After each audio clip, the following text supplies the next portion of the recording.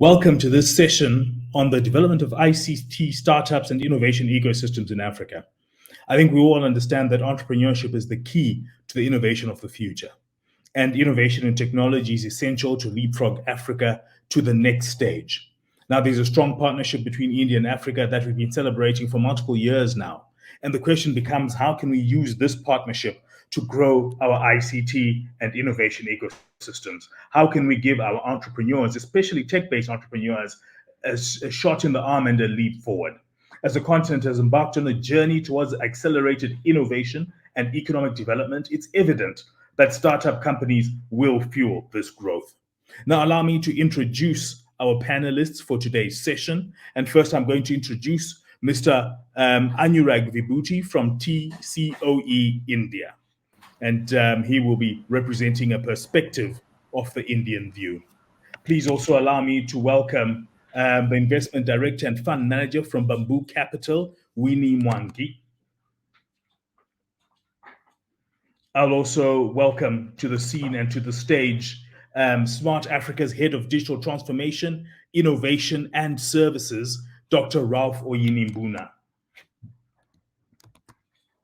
Then also allow me to welcome the senior executive officer of AfriLabs, who they engage with a lot of innovation hubs across the continent. Please help me to welcome Tessy Okolo. And last but certainly not least, I'm going to welcome the Government Chief Innovation Officer for RISA, the Rwanda Information Society Authority, Antoine Sebera. So welcome to you all on this panel on ICT startups and innovations ecosystems development in Africa. And I think, as we said in the introduction, that ICT startups have the ability to leapfrog the continent to the next stage of development. The question becomes, how do we make it happen? And how do we partner together to ensure that this can actually happen together with our partners in India and across the world? So I think where we're going to start is, let's start by setting the pace, getting a sense of where we believe ICT startups are and the state of the innovation ecosystem. And I'm going to allow you all just to give us, just in 2 minutes, your 2 to 3 minutes, your thoughts around that. And then we can then build on that and see how we can drive this further. Allow me to start with you, Tessy. I know you do a lot of work with hubs, entrepreneurs, innovation ecosystems at AfriLabs. How do you see the current state of Africa's ICT startups and the whole innovation ecosystem? Over to you, Tessy. Thank you, Garikai. First of all, I want to thank you for the opportunity to speak and represent AfriLabs and innovation ecosystem and just lending my voice. Yeah, so how do I see the ICT innovation system in Africa? I think, and I know for certain and the fact that Africa is a very rich country, very resourceful and very innovative. Every other day we have innovative solutions come up. We solve African problems. We are in Africa, we know our problems and we know the easiest way and the most applicable way to solve this problem. So every other day we see solutions come up. So yes, we have a lot of resources available. We have a lot of resources available to us, but I don't think we're at that place where we can merge everything together and ensure that ICT is very productive and successful. I think that's why we're having this conversation, to see how we can all align, both the government, the private, and yes, our investors, to see how best we can support our startups and see where they are lacking and how we can pull everything we have to ensure that we strive ahead. We can't hear you. Need. We are agile, we are resourced, we are resourceful and resourced. I think those are complementary and then they work together. But, from the point you make, we still have something that we need to tie this all together. Now, allow me just to take a ladies first approach. And I know, Winnie, you're doing amazing work across the continent, funding startups and even at the early stage, which carries a heavy amount of risk. How do you see the environment? Are startups ready for finance? And if they are they ready to become unicorns? What do you think? Thank you, Garikai. Very excited to join the panelists to have this exciting discussion. I'll start by saying that we have the key pieces to the puzzle. We have supporting trends in the market. When you think about Africa as a whole, we've got the largest percentage of youth population in the world. We've got high mobile money penetration, and we've got high smartphone penetration.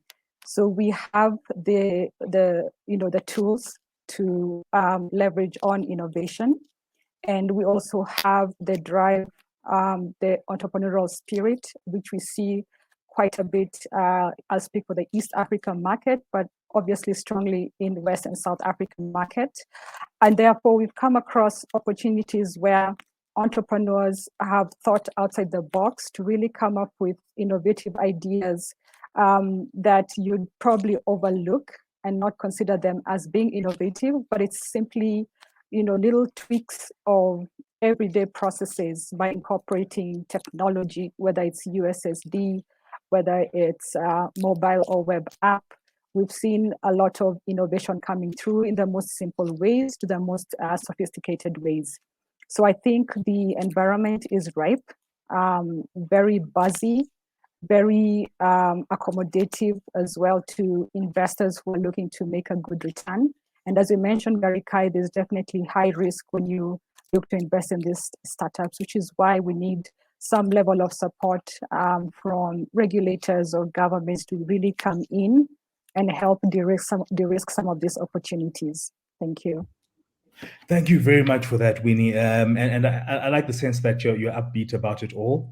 But there's something that you said which really captured me, which is, small tweaks of everyday processes. That's powerful because it means almost like what Tessy said. We've got the resources, and we just need to do a little more, a little extra.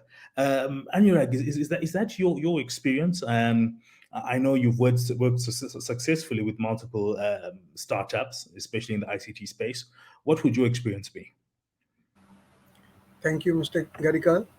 And I'm so delighted to be here, to be speaking with you all, and to share my experiences in India. So when we talk about startups or entrepreneurship or the challenges which is being faced, it's an old Chinese saying that where there's chaos, there's opportunity. Where there are challenges, again, is a place where people can find innovations and solutions to address them.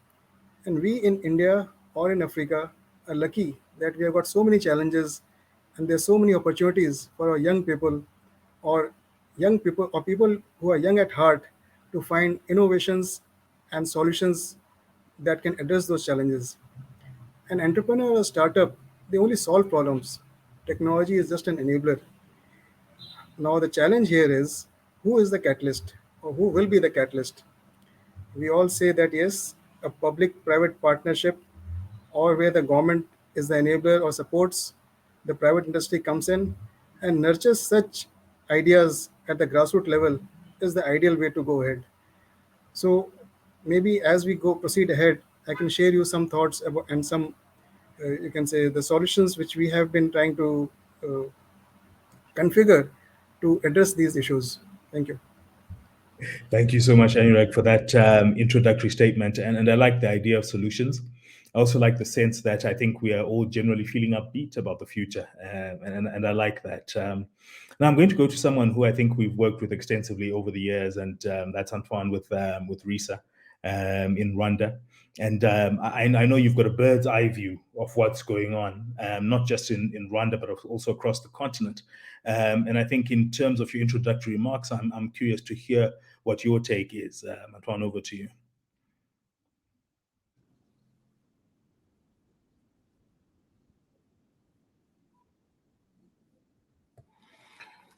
Thank you very much, Garikai, and thanks for associating us to this very important and exciting discussion.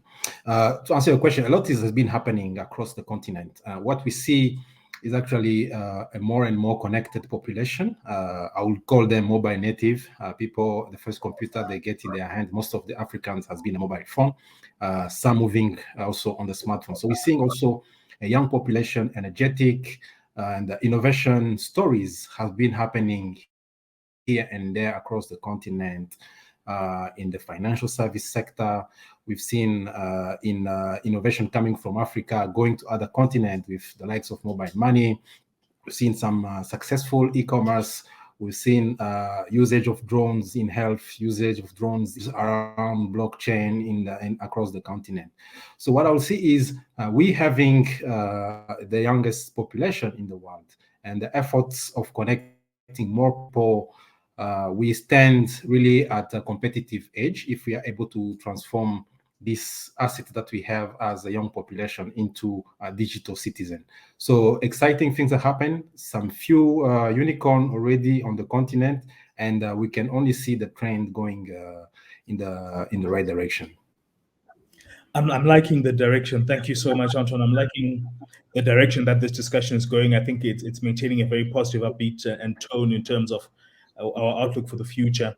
I'm going to reach out now to Dr. Ralph Oyini, who heads digital transformation, innovation and services at Smart Africa, which includes the Startups and Innovation Ecosystems project with Tunisia, in addition to a whole host of other entrepreneur-ready segments and sections. Ralph, what's your introductory take? Well, let me start by saying thank you, Garikai, and I want to say thank you to the India Africa ICT Expo on behalf of the Smart Africa Secretariat for having us here and having the opportunity to share some of the insight on the continent. Now, if I have to pick up from where Antoine left with his intervention, I just want to stress that 70%, Garikai, of Africa, of the African population is under 30 years old. If my math is right, that's between 850 and 900 million people. That's a lot of young people, young African people, eager to use ICT and eager to make an impact in this world. And when you see this huge population of young people, this is exciting, but there is also this risk of unemployment. We need to find jobs to those people, to those young people. We need to create the right environment to find jobs for them to strive and create those startups that will revolutionize the world and the African continent. Now, if I take as an example a survey that we conducted 2 years ago, right before COVID, we sent this survey to all our ministers in charge of ICT of our 32 member states. And what the survey asked, this survey asked a simple question. It was just like a list of different priorities for the continent, including infrastructure, capacity building, startups, and innovation ecosystem development, etc. And the results of that survey were not so surprising. Everybody, almost 94% of all ministers picked as the top priority for the continent ICT startups and innovation ecosystems development. Because the issue is pressing, we need to create jobs for all these 850, 900 million young African people. And the way we see it at Smart Africa, along with the African decision makers, is it's 850 million opportunities for an African young person to be the next Elon Musk. I like that, 850 million opportunities. And I think Anurag also said that, with problems come opportunities. So I think we are seeing opportunities. But here's the tough question. Is the question all about money? Could we throw money to the problem and end the problem? What are the real solutions? And that's a tough question that I'd like to throw to each of you, because you each handle a different segment of the ecosystem. So I know, Anurag, you had teased us and said you had solutions. I think this is a time where we can delve into them, and allow me to start over with you. What solutions do you see, and is it about money? Thank you. See, when you talk about solutions, it's not only about money. Most of the governments in trying to nurture have been trying to give money. In India also, we have this challenge. Money is public money. taxpayers' money. How do we identify the right person, the right candidate, or the right vessel where this money can be poured in to give the desired or multiply the effects of that innovation? There's so many scammers who can jump in, so many people who can fool the system, or people may try and come in and uh, game the system, I should say, in trying to get hold of that scarce capital which is required to the right person at the right time. So in doing this, I feel the money should be available, and there's risk capital. Either the angels or the VCs will come in only when they see the tip of the iceberg. That means they have an innovation, they have a product, they have some traction, and maybe there are users of that product or solution, and they're willing to pay for it. Because finally, everything goes around commerce. Everything has to be sustainable. You just can't throw money and expect that the business will become self-sustainable without customers having been there or people having a need of that particular solution to be used. So what we have also been trying various systems earlier. The government system follows the process of various audits, checks and balances. It's not very easy to fund a private person. Different countries have been trying to solve in different manners. The VCs and angel will not fund a grassroots innovation. It may be having good, but really don't know whether it will pay the money or they will multiply it by 10x or 10x, 20x or whatever x factor they are looking at, or whether that is addressing their requirement, because it's these VCs and angels move like a herd. Sometimes it's fintech, sometimes it's edtech, or sometimes something else. It's whatever is the trend, whatever is the color of the season, they move as per that. But we have to solve problems. We have to solve genuine issues of our citizens, of our countries. So I'll take a small example. I'll not take more than a minute in that. We tried for 7-8 years to fund the academia, the best of the IITs, if you know of. We were creating innovations. We funded more than 100, 200 innovations there. They reached POC prototype stage. But beyond that, just 4 or 5 went to the market. And when we fund, we expect the product to go to the market. When we analyze why it's not happening, we found that most of the researchers who are doing MTech or PhD or the BTechs who are finding innovations was in a very academic environment. They take their degrees and they go for a job. An innovator is someone who has hunger in his belly, who has seen a problem firsthand and who wants to solve it. So we turned it a little around, and recently we have come out with some scheme by the government where the government money is funded as grant directly to the entrepreneurs. And what we have done in India is that we identify an entrepreneur or a startup who has got a solution, has got some traction. It's just for the go-to market we are supporting and assisting, so that we are trying to reduce the risk. And then we expect that the startup, once with the government funding having coming in as grant, they can look for other VC and angel funding so that we increase the possibility of success in the ground. So that is all for now. Thank you. Thank you for that, Anurag. And I think you've thrown in quite a lot of points. So, and I think it's going to give us a lot of fodder throughout this discussion, a lot to chew on. Winnie, I'm going to come to you because I know Bamboo Capital runs several funds actually, dealing with various parts of the ecosystem. But I know you do more than just put money to the problem. Do you agree with what we've heard, that yes, money is part of the solution, but it's not just about money? If it's not just about money, what else is it about? Over to you, Winnie. Thank you. So yes, you're right. It's not all about money. It's really about getting in as an investor and supporting the business in any way you can. So this is what that means. We tap into the networks that we have within our fund, whereby we got specialists in healthcare, access to energy, and these are individuals who have operated businesses before in the space, for example, fintech, and individuals who understand the nuances of those industries. And so when you look at investment opportunities, we always think about value creation and how we can help the business get from A and launch into expansion mode. So one piece of the puzzle is that having the resources internally to deploy and help in shaping the strategy of the business. We also work hand in hand with the entrepreneurs to really think through their strategic plans, and to some extent sit down and chart out what you'd call value creation or 100-day plan that really breaks down the critical pieces to achieve specific targets within the business. There's also other aspects of technical facility, which we have access to through some of our partners.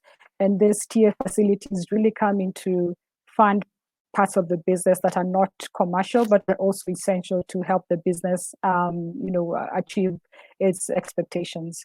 There's also the element of, making the right networks and driving synergies within our portfolio companies. So if you think about a business that's probably based here in East Africa and is looking to expand in West Africa, we have some portfolio opportunity companies that are in West Africa, and it's very easy to leverage those networks in those markets and also see how best they can work together.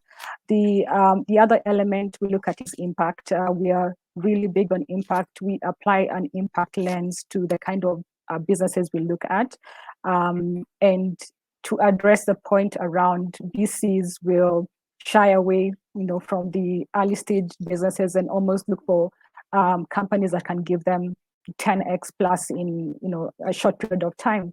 I think as an impact investor, we also have to be realistic and think about which markets or which sectors are actually underserved and where are the big VCs or PEs not looking at. So can we play a role to actually drive funding of startups in those smaller markets? So if you think about Francophone Africa, for example, small markets like Togo, Benin, Senegal, DRC, who is willing to actually take that risk and step in? And so in terms of how our fund is structured, we're able to take some risk. We've got some catalytic capital that enables us to actually venture into those underserved markets. So entrepreneurs really need support beyond capital. I think if you're able to put aside capital but provide the other resources, then capital will follow. I like that. Capital will follow. And I think the overarching message is that there's a lot more to it. There's supporting the entrepreneurs, there's market research, intelligence. There's also being able to support within that particular business. Ralph, I'm coming to you now, and I want to ask a similar question, but more pointed.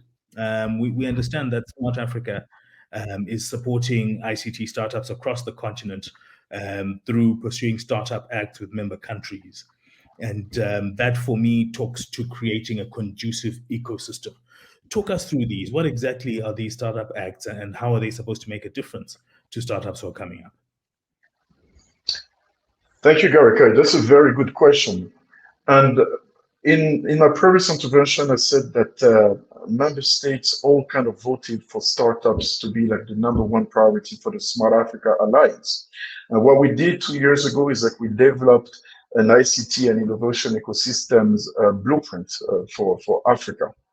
And the way we developed that blueprint is we developed that blueprint with a lot of consultation from governments, consultation from startups, consultation from all the different players within the ecosystem. And you're absolutely right, along with the panelists here. The issue is not just about money for startups. The #1 challenge actually is not money. The #1 challenge is having the right skills, the right literacy for those startups to get access to the fundings. Most of the time, the startups, the African startups, they have like a lot of trouble formulating a proposal compared to startups, non-African startups. So when you compete in a global market, this is a big disadvantage. Then you have, I believe it was Antoine from RISA that pointed out, I love that term. He called it mobile natives, right? And it goes well with those 70% of the African population that is less than 30. They're actually mobile natives. And Africa is a mobile continent, but we have to make sure that we connect them. And this is an issue of infrastructure. And thirdly, the challenge of access to financing is this has to do with all the ecosystem players, starting with governments. Governments, we know they have to create the right environment with the policies in order to facilitate access to finances to the African startups. But it goes also to our local investors. You see, if Africa depends a lot on foreign investment, including our partners from India, right, that comes and that do what we call FDI, foreign direct investments. But the challenge that, and this is what we're trying to change as Smart Africa, is that how a foreign direct investor will invest in startups that local investors, including governments, do not invest themselves. And that's a big challenge. We need to get more local investors invest in African startups to attract more foreign direct investors. Thank you so much for that, Ralph. And I think that's important. Investment needs to drive more investment, and local investments coming into play would be important. And I also like the idea of the digital natives. I think it's pretty powerful. Now, while we're still on this discussion of the ecosystems and what we can do to nurture these ecosystems, Tessy, I've always been interested in the AfriLabs model. I'm made to understand you work with almost 250 hubs across 49 countries. That is significant. That gives you an incredible view on the ground of what's happening. Are these innovation ecosystems happening? And just to touch on what Ralph threw in, do we feel that local investors are coming in? And just to throw in what Winnie and Anurag also threw in, do we need more money from your assessment and the work that you do? Tessy, over to you. Thank you, Garikai. So yes, to start with what Ralph said, we need the right skills, and we need to, and the startups and innovators need to make their products attractive and competitive in the market for foreign investors to invest in their innovations. So I totally agree with him. I agree with Winnie. We also need that partnership and mentorship. Without the right skills and partnership, there is no growth. Our innovation ecosystem cannot thrive.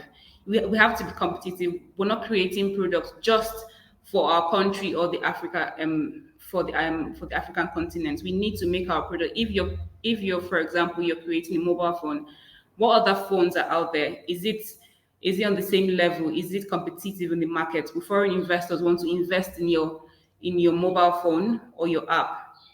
So yes, I believe before funding does not even come first. It's not even among the first three important things that are very important. I will also talk about the intellectual property.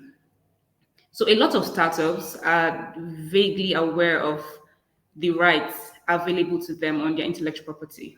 We organized a couple of workshops and webinars, and it was really interesting to hear that a lot of our ecosystem and hub members are not even aware. They don't even know what agency, what industry to go to, what is even applicable to them. And it's very risky. First of all, you can't even get funding because, I mean, your innovation already exists or is not even marketable. What is intellectual property protection? It could be your trademark, it could be your patent or your trade secret. This is the most important aspect of innovation. It covers all aspects, your name, your logo, your IP in general. There has to be proper guidance at every stage to know when to sign an NDA if you're talking to investors, what countries your IP can be registered and protected. Is it marketable in other countries? Is it investment worthy? Are there similar or identical trademarks or IP out there? Because if there are, I mean, it's just going to be a waste of time. So we always advise and always, highlight the importance of doing your research. What is applicable? Do you need to register this? At what stage? Get a lawyer, sign your NDA, protect yourself. before you even think of funding. Because I mean, nobody wants to throw in money where it's going to crash or there is no future for that business. So yes, always protect yourself. Get a lawyer, pen and NDA. Very important. Absolutely, Tessy. You know, I actually had once upon a time in a previous life when I was an entrepreneur, had a similar issue where an idea was stolen, but we hadn't protected ourselves. And I wish this panel had happened before I fell into that. But I like the idea of intellectual property, and I think we need to actually jump a bit deeper into it a bit later.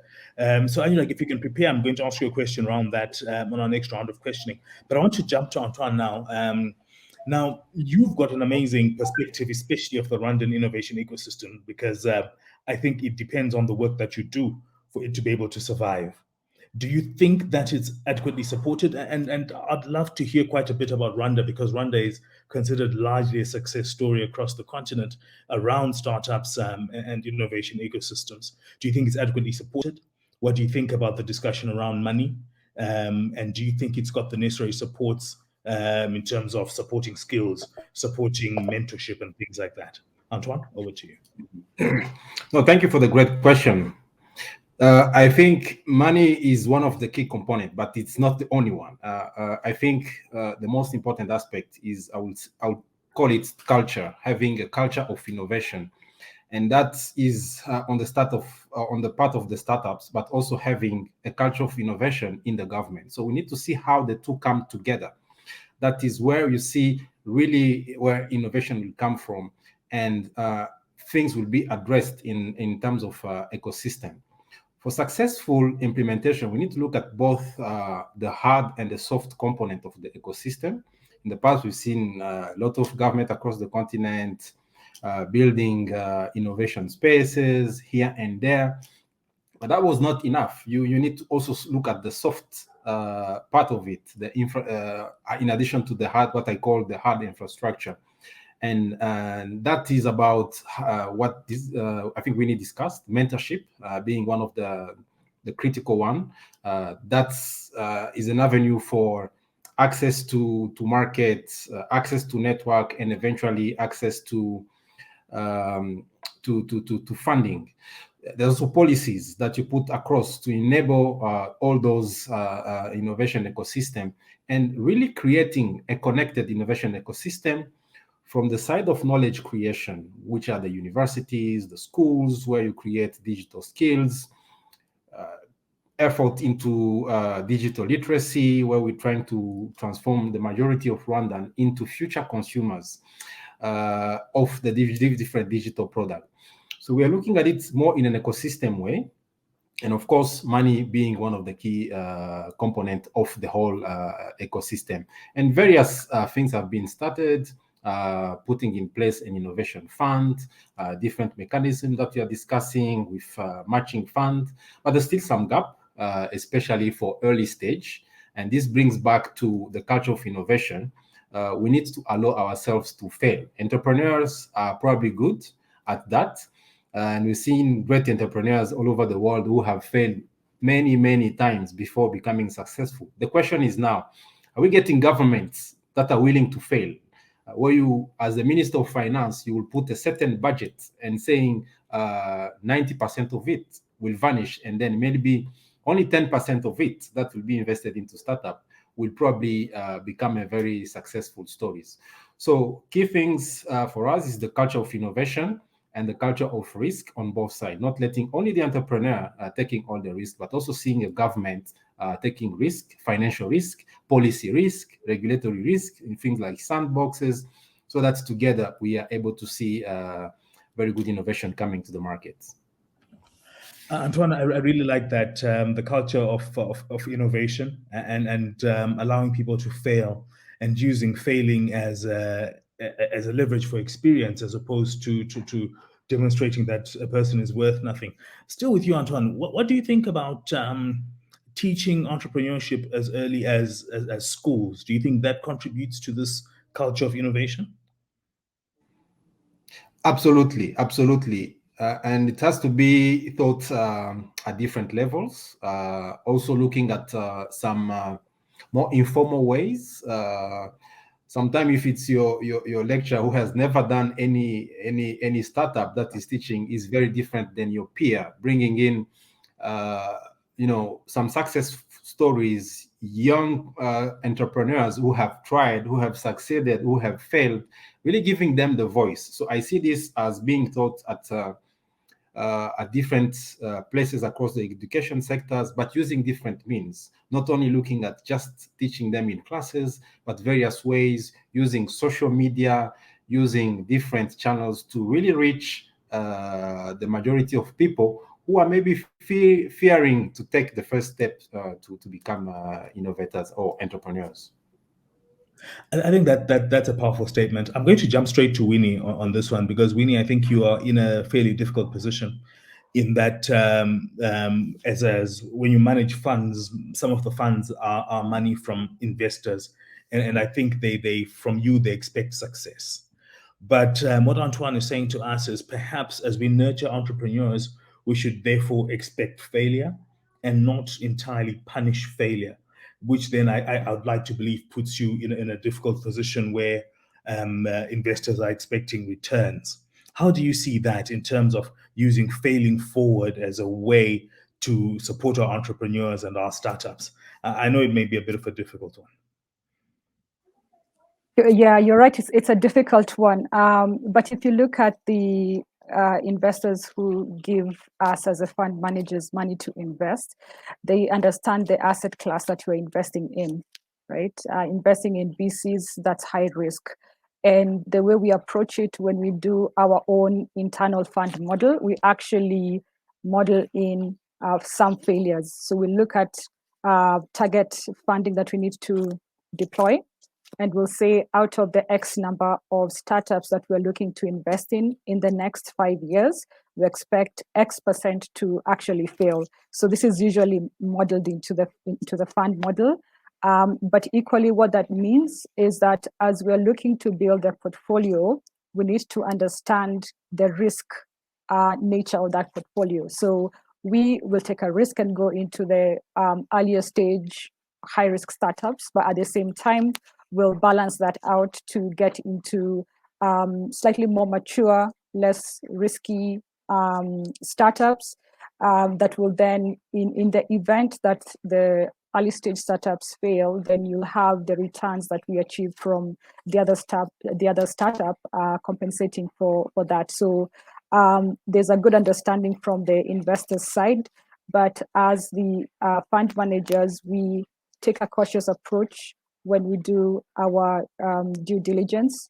So we have to do our part. Yes, we do understand it's a risky asset class, but we have to do our own due diligence to get some level of satisfaction that, yes, these are the key risks that we've identified, whether it's in the execution risk, technology risk, operational risk, regulatory risks, but identify mitigants that the company has in place or that we as investors can bring in as part of our value creation plan to help mitigate some of these risks. So you can't have your cake and eat it. You just have to take a plunge, be calculated, but also have the understanding that if you don't do it, then we'll never know how far this startup can go, right? So it's just a balanced approach to doing this kind of investments. And I also wanted to tag onto a comment Antoine made around the ecosystem approach as far as culture is concerned. You might find an entrepreneur who's got an excellent innovation and is looking to deploy the solution, targeting institutions. It could be banking institutions, it could be schools, it could be healthcare facilities, but the market adoption is not up to speed with that. So great idea, great innovation, very low market uptake. So part of it is because of the traditional sectors that we see in the banking system or education, whereby they're a little bit rigid to opening up to some of these innovations. And therefore, what that means is that, an entrepreneur who's got a fintech opportunity or an edtech opportunity might get stuck at some point. Even with capital and the right support, the market adoption has to also balance out. In Kenya, for example, if you are to call yourself a university, you need to own tracts of land, acres and acres of land to brand yourself as a university. So what does that mean? If you have an ed tech opportunity that's looking to come and provide affordable tertiary education, they can't brand themselves as a university. So they have to think of very innovative ways of branding themselves. And yet on the demand side, you have students who are willing to take up these courses and at the end of it get a degree, a certification. And therefore, the rigidity that we see in the system really needs to go down. And my view is that eventually these innovations will be threats to the traditional sectors. So either, adopt it right now or face a risk of the startups and innovations eventually taking over. Because with innovation, we've got improved efficiencies, we've got scale. So if you cannot really see the future in that sense, you really get stuck in the Stone Age and eventually you'll fizzle out. And I think I like that, and I think we should definitely try to drive and inspire innovation. Otherwise, like you said, you'll fizzle out. And thank you for that comment. Now, Anurag, I've got a question for you around culture and risk.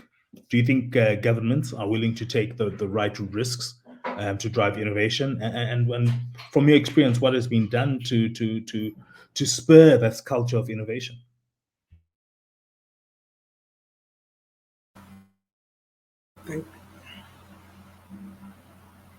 Was this question addressed to me? Yes, I addressed it to you. Okay, thank you. So yes, governments are realizing that the risk capital which is there, which gives the initial, who's going to take the initial risk from the funding point of view, they have come to realize that if they don't fund innovations at the initial stage, they may die at the cradle itself. The baby will not be able to even walk. So in India, we have seen some early steps being taken like that. Governments are willing to take risk, but what they are trying to do is, instead of at the idea stage or a blue sky research, they are trying to address actual problems on the ground. You may have heard of the ICT ecosystem support which the government has done in India, called the Jan Dhan Aadhaar Mobile Trinity, where the Jan Dhan means the bank accounts we opened for all, so the financial connectivity and the inclusion was done. Aadhaar gave them the identity, and the mobile gave them the access. And then once these things were done, the APIs were opened up, open source to the innovators to create solutions and services around them. So that triggered a major innovation. So I'm just talking about the government support which you had initially said. What I would also like to add in a brief is that for any innovation to be supported and to be nurtured, the team has to be balanced, team has to be having the hunger, and team has to be someone who can, even if they have to pivot, things are not working, they have to have that ideas about how to turn a little bit more to be able to address the market. So from that point of view, the team, more than the team, we have to have an ecosystem of mentors, advisory, financial modeling, and the opening of doors. If the doors are open for the innovations, you connect them to the right market, connect them to the right customer, you help them at the initial stage. And then it's up to the market to support them, and you can say the innovation mindset and the drive of the team who is going to drive the innovation. Thank you. Thank you so much. I think that's powerful. And you've talked about opening doors. Sometimes people just need an opportunity. And with that opportunity, they might be able to do amazing work. At the same time, we also need to let the market talk, because we need to give people what the market is looking for. Thank you very much for that, Anurag. Now, Ralph, I'm going to pull on another thread, because I think what the audience really wants to hear is what's happening on the ground concretely. I think conceptually we hear what needs to be done, mentorship, let's get the financing done, and so on and so forth. But what's happening on the ground concretely? What's Smart Africa doing concretely to support these entrepreneurs? Thank you, Garikai. And Smart Africa is currently conducting many activities within the ICT and Innovation Flagship Program. And I'm just going to name the top 3 here, but there are many more. We talked about digital skills. So we understand this is like a big challenge in Africa. And what we're doing as Smart Africa, along, of course, with partners, and we're inviting, of course, all partners to join this effort, is we have like the scholarship, the Smart Africa Scholarship Fund, okay, that is sending like brilliant African students in the top schools in Africa, such as Carnegie Mellon University, and they're having their like innovation programs right from university. We have the Smart Africa Digital Academy, right? The Smart Africa Digital Academy, what it's doing is it's training decision makers when it comes to innovation and emerging technology so they can support those startups better from a government point of view. And what we do also is like we work with many accelerators, programs on the continent and hubs. We try to increase the number, we try to make them more efficient because they play a very major role. Here is the role that they're playing is like not only they're supporting the growth of those startups, but they're also putting those startups in contact with international startups, right? So they can learn in that platform, which is very key. So this is on capacity building. Number 2, as you know, Smart Africa's vision is to transform Africa into a single digital market, and it comes with harmonization of policies. What we've done is that we assisted many countries with the development of the startup policies, such as the Startup Act of Tunisia. And what those startup policies do is that they identify the labels of startups, because you have different stages of startups. You have seed startups, which are startups at the early stage, as Winnie mentioned, and you have also late stage startups. And what we want to do is that we want to label the startups so that we can give them the proper advantages based on the maturity. Those advantages of incentives can be, for example, customs, right? You ease custom procedures for the seed startups to import goods. And so this is number 2. And what we do is that we also supported, for example, Rwanda lately with the development of the startup policy. So in this way, what we're doing here, we're harmonizing policies. The member state of Smart Africa are developing those policies to have startups. And the impact of this is that, for example, a startup from Rwanda cannot benefit from the scale of the continent, right? If we want to develop future African unicorns, we have to use the scale of the continent, which is the 1.2 billion people population of the continent. This is 2. Number 3, on the financing of the startups. What we have done here is, like I talked earlier about local investors. African governments first, that should invest in the local startups to allow foreign investors such as Indian investors to come and invest in our startups. You have to give them the trust first. And what we're doing is that we're doing discrete initiative. I invite the audience to go look at this initiative on our website. It's called the Block Smart Africa Fund. We're doing with Bamboo Capital as a partner. And what it is like we reducing this risk that African startups have for foreign investors by having African governments invest along with foreign investors.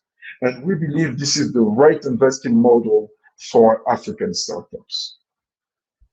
Thank you for that, Ralph. And Winnie, Ralph tells us that you're working together on the Block Smart Africa Fund. What more can you tell us about the fund?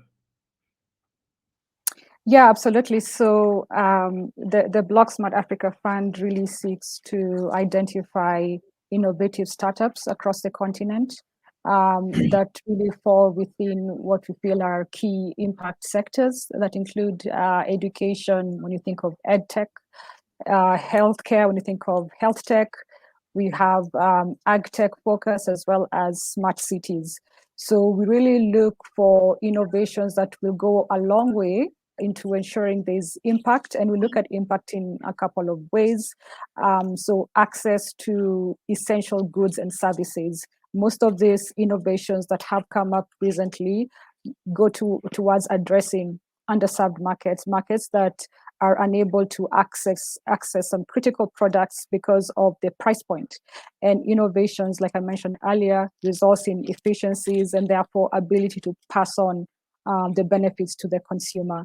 So we take an approach whereby we also work together with governments who've invested in our fund to really identify promising startups within their ecosystem, to also tap into the existing ecosystem in the respective countries, and to really understand from the government's point of view, how can we support you, and also to communicate to the governments to let them know what they can do to really make the environment conducive for the startups, which will then ensure that they get to some level of scale. One of the key obstacles that startups face, and specifically technology-based startups, is the fact that regulation is way behind the innovation.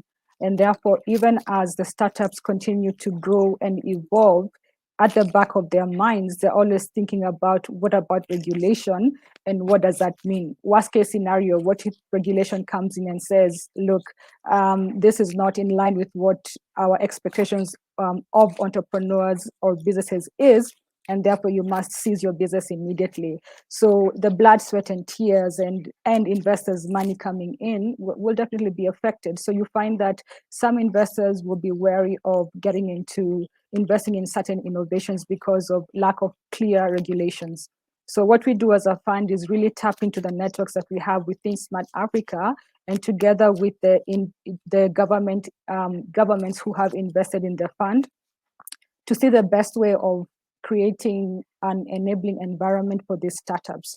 Whether that means, look, we've got this interesting edtech or fintech opportunities, what parts of the regulations can you look into that will foster an environment of growth, of scale, and also of increased participation? So we really work collaboratively, and as Garikai, you mentioned, and Ralph, really look to de-risk the opportunities and present less risky, so to speak, environment for other investors who might come into the market and shy away from getting into underserved markets. Like I mentioned earlier, we think about Djibouti or DRC or Ivory Coast, you'll find that most investors probably shy away, right? And we've seen it, the big VC and PE funds go to the major markets, the usual suspects, Nigeria, Kenya, South Africa, Egypt. But what about the rest? And we all know that, look, we're one, as one continent, and the youthful population that we've mentioned, 800 million plus, it includes those smaller markets. So how can we work together with governments, and how can governments have skin in the game? Because I think that's a key message. Skin in the game, really means that you're willing to do whatever it takes to make the environment accommodative to entrepreneurs and investors.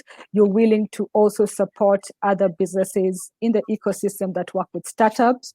And therefore, it's a win-win situation in the end. And that's why the Block Smart Africa Fund is quite exciting, having had governments who've invested already and continued interest. And I think, Garikai, as you mentioned earlier, and Ralph as well, that the model is really the best approach to take when you think about impact at scale, but also attracting additional capital into the continent. Thank you very much for that, Winnie. And I think that's a very powerful contribution. I think we're now answering the questions that the audience want to hear, and we're diving deeper. But let's dive even deeper. And Tessy, I'm coming to you. AfriLabs operates in 90% of the countries on the continent. And I want to ask the same question in terms of what's happening concretely at AfriLabs and in your hubs that's driving the creation of new unicorns across the continent.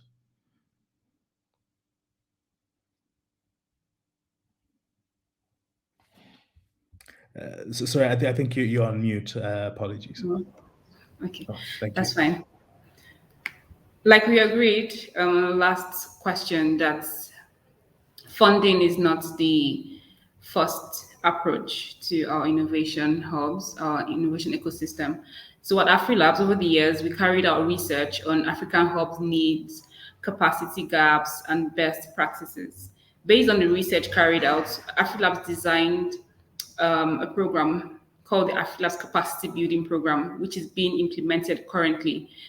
It's a €2 million capacity building project being implemented by the AFD, French Development Agency, through the Digital African Seed Fund.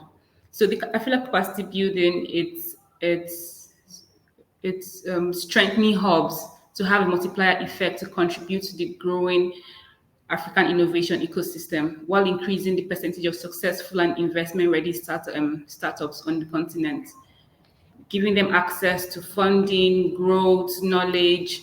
So we have capacity building workshops in different countries. COVID last year happened and we had to move virtually, but this year, last month, we started physically and it's still ongoing for the rest of the year. We also have the Catalytic Africa set to launch next month during our annual gathering. So Catalytic Africa program is a cross-stakeholder initiative instigated by AfriLabs in conjunction with ABAN, that's the African Business Angel Network, which aims to strengthen entrepreneurial startups, hubs, and angel investors while delivering impactful results to institutional funders.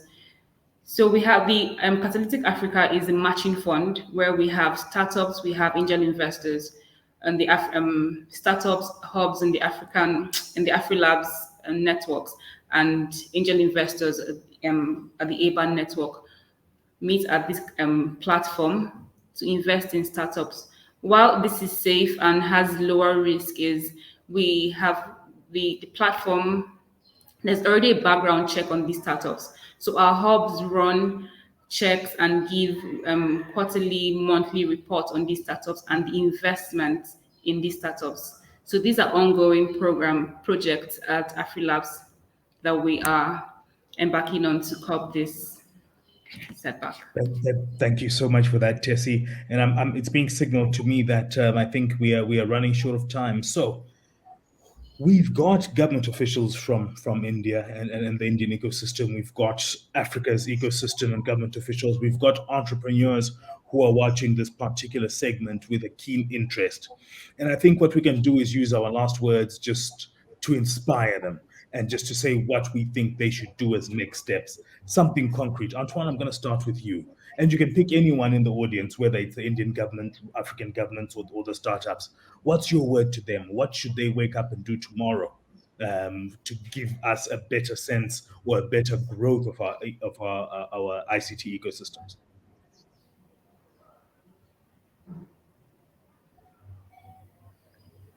Sorry, Antoine, I think you're on mute.